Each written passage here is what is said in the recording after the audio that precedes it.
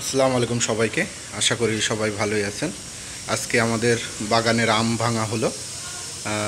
এই মৌসুমে আম তেমন একটা হয়নি, যতটুকু হয়েছে আলহামদুলিল্লাহ খুবই সুস্বাদু আম। এই আমটা মূলত হিমসাগর আম, খুবই সুস্বাদু এবং খেতেও খুব ভালো। আপনারা কারা কারা হিমসাগর আম খেতে ভালোবাসেন প্লিজ একটু কমেন্টে জানাবেন।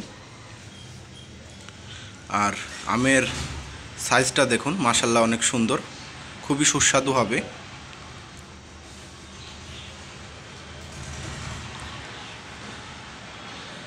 আসলে এইবার তেমন একটা আম হয়নি, অতি গরম এবং বৃষ্টি, তারপরে পানির যে একটা থাকে, আভাস থাকে, সেই অনুযায়ী হয়নি এবং গত রাতে একটু ঝড় বৃষ্টি হওয়ার কারণে অনেক আম পড়ে গেছে।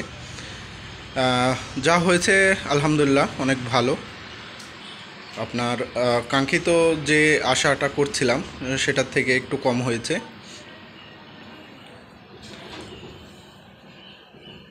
এই আমগুলো যখন পাকবে তখন খেতে খুবই ভালো লাগবে। কারা কারা আম খেতে পছন্দ করেন প্লিজ একটু কমেন্টে জানাবেন।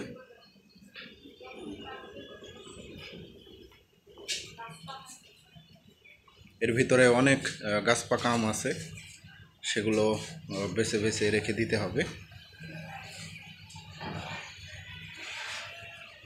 আর গাছের আম ফরমালিন মুক্ত, খুবই সুন্দর সুস্বাদু খেতে।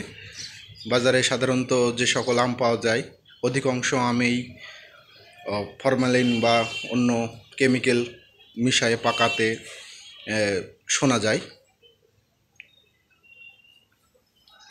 এই আমগুলো সম্পূর্ণ ও গাছ পাকা, কিছুদিন রাখলেই পেকে যাবে, তার জন্য অনেক সুস্বাদু।